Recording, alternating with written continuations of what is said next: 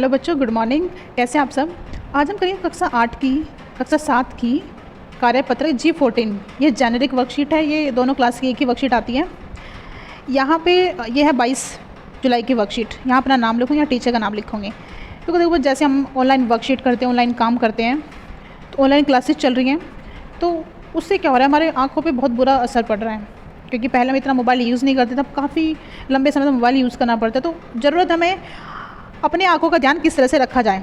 तो कोविड-19 बीमारी के दौरान हमने अपनी पढ़ाई ऑनलाइन माध्यम के द्वारा जारी रखी है, लेकिन यह कभी कभी आँखों को नुकसान भी पहुँचा देती है।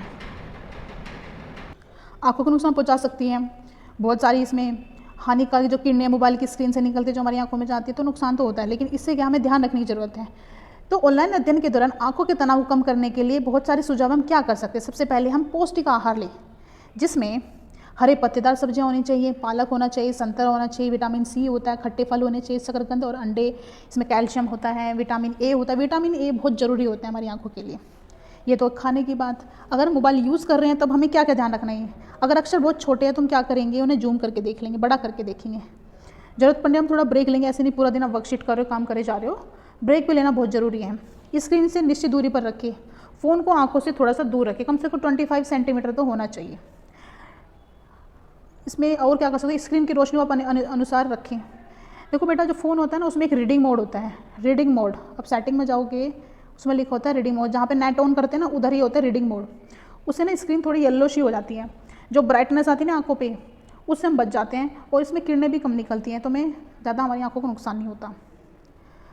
तो रीडिंग मोड ऑन करके रखें। अब इसमें प्रश्न है कि ऑनलाइन क्लास के लिए कौन सा आसन सही है, आप किस तरह से बैठना चाहिए। क्या ऐसे बैठना चाहिए? बिल्कुल भी नहीं। इस तरह से तो हमारी आंखें और भी ज़्यादा ख़राब हो जाएगी। इस तरह से देखो हमारी कमर में दर्द होने लग जाए। तो हमें क्या करना है, बिल्कुल सीधे बैठना है और थोड़ी सी दूरी भी मेंटेन करके रखनी है। तो ये वाला उत्तर जो बिल्कुल सही हो जाएगा, घ।